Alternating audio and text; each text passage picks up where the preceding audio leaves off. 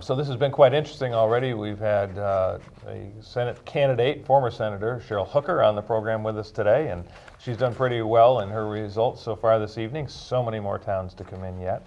And also we've had Representative Peter Fagan, who District 5 won, join us on the program today, both on PEG TV and on our listeners on WSYB 1380 AM radio. We're so glad to have you with us tonight as well. And we heard from Terry J. from WJJR, so it was great to have Terry. And Terry will be calling in periodically throughout the night, so we're going to be welcoming him back at some point.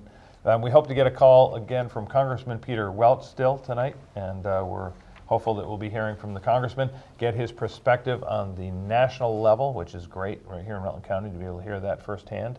The Washington perspective, if you will, although he certainly talks about himself as not being so much of the Washington perspective, right? Bringing the Vermont perspective to Washington rather than the Washington perspective to Vermont.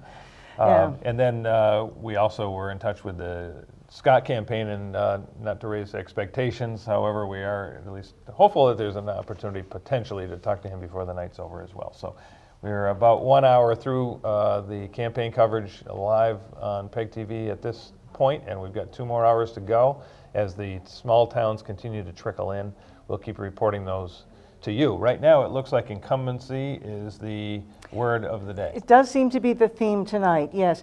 There was only one contested election for people who are just joining us now in Rutland City in terms of state representatives, and it seems like a solid win for Democrat Mary Howard with 747 votes, that's a total of 58%, to Republican John Madison Jr., who had 42% with 534 votes. And the other wards unopposed, Peter Fagan, with whom we were just speaking, Larry Cooper Coopely in Ward 2, the southeast, Fagan being in northeast, and the northwest section where they vote at Calvary Bible Church. I used to live there.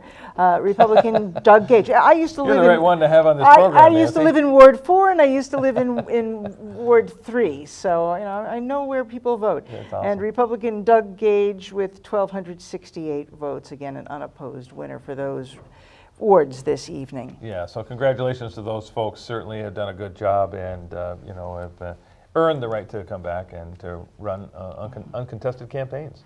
And in terms of the big ticket tonight, in terms of the president and vice president, the Clinton-Kaine team with a solid 53% of the vote in the city of Rutland, 3,495 votes.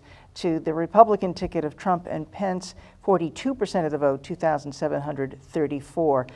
The Libertarians got 3%, the Green Party 2%, and none for the Independent or Liberty Union, just a marginal number of votes cast, so didn't even line up to more than 0% for those.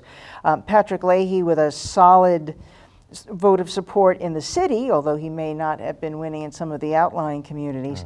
3,908, or 56% of Rutland City voters, want to send Patrick Leahy back for another term.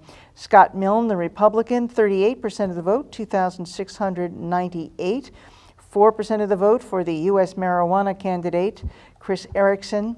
1% for Jerry Trudeau, the independent, and 1% for Liberty Union candidate Peter Diamondstone. So again, in the city of Rutland, a solid victory tonight for Democrat Patrick Leahy. So Nancy, I'm going to take a moment to say goodbye on Facebook and sign off just for a minute on the live Facebook feed because I don't want to run all the battery on my phone. But by the same token, I did want to let viewers know that we're also watching on the computer tonight. So I'm going to start to turn to that for a little bit because we can look at some statewide results as well. For issues like the governor. And we are, one way or the other, going to have a new governor tonight. So as an example, it's showing right now with 25 districts reporting in, 25 of 275. It's showing Phil Scott, the Republican, with 15,059 votes, or 58.79, almost 59% of the vote. Which would be an almost exact match with Rutland City, in fact. Wow. 59% of the vote for Phil Scott, 4,190 votes cast for him in the city. Wow. That's an interesting note. So Sue Minter, right now with 25 of 75 275 wards checking in, 9,449 votes, or 36.89, call it 37%. Yeah, exactly as in Rutland City, Wow. with her 2,611 votes, or 37%. So maybe, and it's on people's screens right now. Boy, this PEG TV team is great, aren't they? Yeah, this is not Wayne's World by any stretch of the imagination. No, this is so far beyond. Yeah. It's so great. And so you're looking at the same screen I am right now, and here I thought I was telling you something you didn't know. But that's an interesting perspective that Nancy Gordon just brings up. And for those of you that are just listening on WSYB, and we're happy to have you with us tonight, I did want to mention that we are looking at the computer for statewide totals as well for the offices. And right now, for those listening, Phil Scott is leading with almost 59% of the vote in the statewide race, with Sue Minter right behind him and Bill Spaceman Lee coming in third. Sue Minter with rounding up slightly, 37% of the vote, and Bill Spaceman Lee about 3% of the vote. And he got 4% in the city. So, wow, so that is mirroring the city results, which is quite an interesting thing. Very interesting. So right now, that's 25 wards and districts reporting out of 275. So certainly a long way to go. Lots of room but for it is back and forth. Got to be very hopeful for Phil Scott seeing results like that in the first 25 districts reporting. So Corinne Rodriguez is in the studio with us right now. She's running for Rutland County State Senate. And so what we'd like to do is ask Corinne to come on the program with us live right now. Come on, Corinne, yes. Corinne, yes.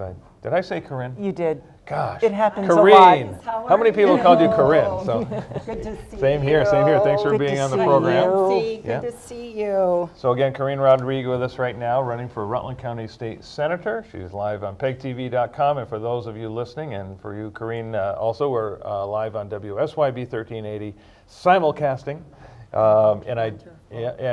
Terry J is calling us every so often, so we may get a call from him and broadcasting on WJJR at some point too. Yeah, Corinne, you and I have worked together, and I know that you have a lot on your plate, with your full-time job with the University of Miami, and with your work, of course, instrumental in launching Project Vision, which has gotten national acclaim. Thank you for that. What made you decide to seek out a state Senate seat? Yeah, so really good question.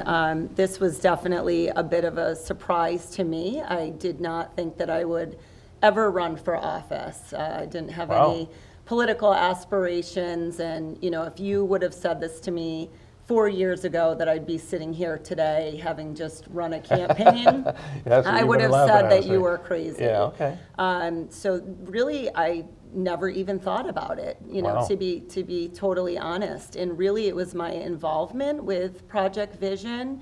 I think it really struck me just how quickly you can develop relationships with people here in the city, the county, in the state, and you really can get things done. And I really view politics very differently here. And for me, with my background in public health, I just felt running countywide, Senate level, I would have something to offer with my background in public health, and especially the heroin opiate epidemic. Right. Well, and your point is exactly right on. That is the beauty about Vermont, and even the Rutland region particularly, which we know so well, but I think it is true for all of the small towns in Vermont, that you can build those relationships. And you get to know your representatives and your senators, whether it's on our level here right in Vermont or actually on the national level in Washington, D.C. And it's an amazing thing. Yeah, absolutely. I just feel that politicians here are a little more, down to earth. They're more like people like you and I. There's not so many layers of bureaucracy where you have to call this person and that person to try and access your right. So that really struck me. I've done a lot of work throughout the United States. Nationally, I've worked in a lot of different states, and it's not usually that way. So I think it really is a huge asset that we have here.